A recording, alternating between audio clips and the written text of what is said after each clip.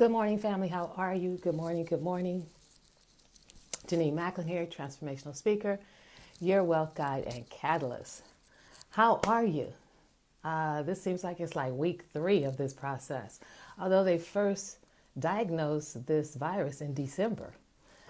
So I guess we're kind of right on track for what's happening with it going up, because as there is more testing, there will be more diagnosis. So just know that's coming. Try not to panic and think, oh my God. It just means that with testing, more people will become positive because now we know. That's the whole thing, is we don't know who's walking around with this bug. So I'm sorry I'm late. I actually was able to go to the store this morning and I wanted to go. I stayed in all day Saturday. What did you do? What was your weekend like? I have a 15, soon to be 16-year-old and 3 months with me. And so my life is pretty busy. But I wanted to hop on here today and ask you, if you come on later, please put hashtag replay and please answer the questions. I am here to support you on the journey. I'm wondering though, how are you doing? Are you frustrated? Are you scared? Are you worried? Or are you high-vibing? Are you okay and just knowing that this too shall pass? Part of what I wonder is adding to any sense of frustration that you might have. I know, why do I have my glasses on? I'm inside. I'm so used to being outside. Is this sense of needing to control things. Are you one of those people who control everything? You want to control what your kids do? I guess I'm inside, huh? Control what your husband does and your boyfriend does, your mom and your sisters do and everything. Is that you? So you're living in that place of, oh my gosh, really? It's like, what's going to happen next? What are they going to say next? What are they going to tell us next? Well, we pretty much know that. At least I do. At the most, they'll shut us down completely. They'll have us in our homes and we won't be able to come out except for when they tell us to. And all of that will be necessary to try and slow the spread of the virus. So try not to panic. In the past, they'll call in the National Guard to help corral people if people are still out, if people won't stay 6 feet or more apart. So don't get nervous if something like that happens. There's a stimulus package that they're putting together, which sounds like it may help out some people with work. I guess if you have sick time at work, you could probably use that now. But the most important thing is for you to really begin to notice you and what's happening for you. And part of what I think frustrates people so much is the need to control. The fact that you don't know what's going to come next. So you're going, oh my God, so what's going to happen next? What are they going to tell us next? What are they going to do next? Well, we know the answer to some of those scenarios. We don't need to scare ourselves to death by repeating the same question over and over and over. We know they'll probably lock us down. We know they're going to be testing people. We know if you have the symptoms, you'll be able to call and go somewhere and get tests. They're setting up more and more places for tests. We know that more people will make their transition. We just know that now, when they thought it was just the elderly and everybody was focusing on the elderly and the boomers who are pretty active, now we're finding out the young people who are not paying attention and haven't been taking care of themselves, they may be more susceptible to it. So we know that. We know that we still have to wash our hands. We know that it impacts here. This then impacts our lungs. So if we take care of this area, we take care of this area. So do we know if everybody's going to have jobs? No. We know that some people in small businesses may have to close their doors. The bigger businesses, it seems like between that and the government, they'll create something, stimulus package to help. That's all the stuff out there. That's the stuff you can't control. You don't know when they're going to do it. You know how much they're going to do it for. You don't know if they're going to do it. I saw something wasn't coming till June or July. That's all out there. That can frustrate you. What I want you to realize, though, is you have control internally, because you get to control what you're going to think from moment to moment. You get to control how you're going to feel from moment to moment, and you get to control what you're going to do. So how can you think? You can think the, oh my God, what's going to happen next? We're all going to die. No, we're not. I'm not going to get paid. I'm going to get kicked out on the street. Is that what you really want to happen? You can think that. You can think this too shall pass. You can think the better I take care of myself and my family is the faster we'll get through this process.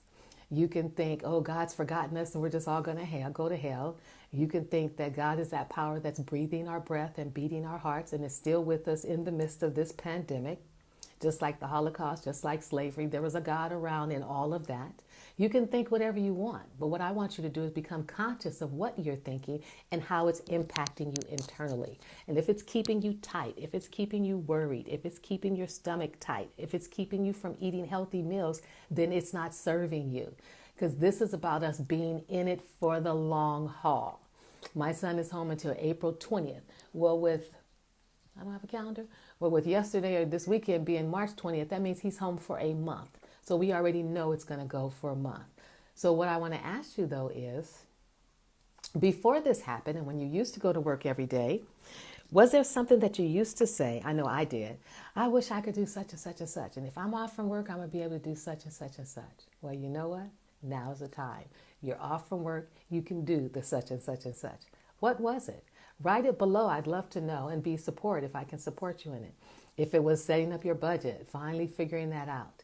If it was changing your relationship with money, I've got an incredible tip for you about changing your relationship with money. If it was writing that book, if it was organizing your closet, if it was drawing out particular designs, if it was composing certain music, this is the time that you were waiting for.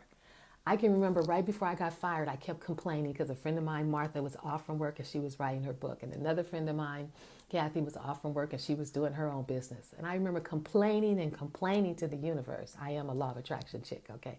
And I'm like, I just want to be able to do my book and I'd be glad when I don't have to keep working every day. Shoot, I just can't wait to not have to work every day so I can write my book. Well, you have to be mindful of what you ask for, right? Because in asking for that, I didn't put any kind of boundaries or restriction on it. I got fired. Hey, it was a way for me to be off from work, right? I wrote the book, right? But first I had to cry and boo-hoo along the way for at least 2 or 3 weeks about why did that happen to me? That's not fair. All along with a friend in my ear saying, excuse me, you were complaining about writing your book? You were complaining about what you wanted to do next? I'm like, oh yeah, that's right. The universe answered it. So you never know how the universe is responding to what you are requesting, whether you're requesting it consciously or unconsciously. So what were those things that you said you wanted to do? What were those things that you kept saying, I can't do this because of my job. I can't do that. Well, now is the time to either do it, to lay down the plan and strategy for doing it, and I'd love to help you, or to certainly get clear on what those things are and prioritizing them. Now that you have control over. You have control over what you can think, what you will think. My teapot is going off. How you're going to think. You get to do that. Nothing's stopping you. That's on you if you choose to do that or not. So how are you thinking? The next thing is, how are you feeling? So if you go out in the world, I'm not sure how it is for you, and depending on where you are, let me know below in your hashtag replay what state you're in. Our streets are getting clear in California, but we're one of the largest states with so many people and so many cars. There's hardly any traffic, which we of course love, but we know it won't stay. In line today, they were doing the 6 feet. At Whole Foods, they had put tape to actually mark 6 feet for where you to stand, where you were supposed to stand. They had X's in the store for where you're supposed to stand in front of the meat, and then where the second line was. So as you move through the world, you can feel fairly comfortable, unless you're just a worry person or you're just a control freak. Because in order to do that, to feel comfortable, you'll have to relinquish that. You'll have to trust. Now for me, I trust that there's a power in the presence that's breathing my breath and beating my heart. You'll hear me say that a lot because I know I'm not doing it. I know I'm not keeping track of it. It's enough for me to just keep track of my child. When we're going to eat, what we're going to fix, what game we're going to play, what movie we're going to watch. Are we going to go in the backyard or what? Can we go for a walk and take the bikes to put some air in the tires?